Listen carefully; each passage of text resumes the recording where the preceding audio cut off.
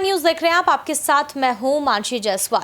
Uniform civil code को लेकर के लगातार चर्चाएं तेज हो गई हैं कि क्या यूनिफॉर्म सिविल कोड को लाने का मकसद मोदी सरकार केवल एक धर्म विशेष को टारगेट करना चाहती है।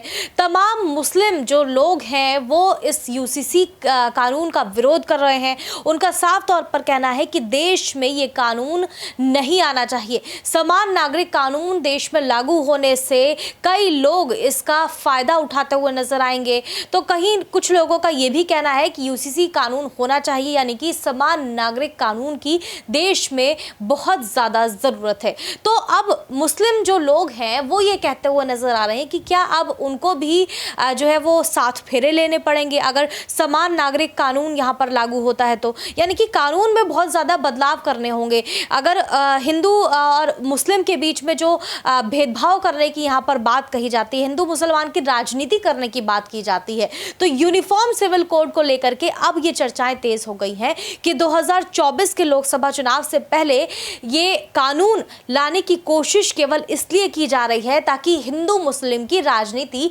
बीजेपी आसानी से कर सके और इसका फायदा यानी कि हिंदुओं का वोट बैंक उनके साथ आ सके और मुस्लिम जो है वो उनसे नाराज रहे। यहाँ पर कहीं ना कहीं जिस तरीके से मुस्लिमों का वोट बैंक जो है वो भारतीय जनता पार्टी के लिए मायने नहीं रखता है। कई ऐसे भारतीय जनता पार्टी के नेता हैं जो खुद ये बात कबूल चुके हैं, यानी कि हम बात कर रहे हैं असम के मुख्यमंत्री हिमंत बिस्वा शर्मा की। अपने बयान में उन्होंने साफ तौर पर कहा था कि मुस्लिमों का वोट बैंक उनके लिए मायने नहीं रखता है, वो केवल हिंदुओं के वोट बैंक के लिए यहाँ पर जो है वो काम करते हुए नजर आ रहे हैं, हिंदुओं के लिए काम कर रहे हैं क्योंकि ये वो हिंदुस्तान में रहते हैं।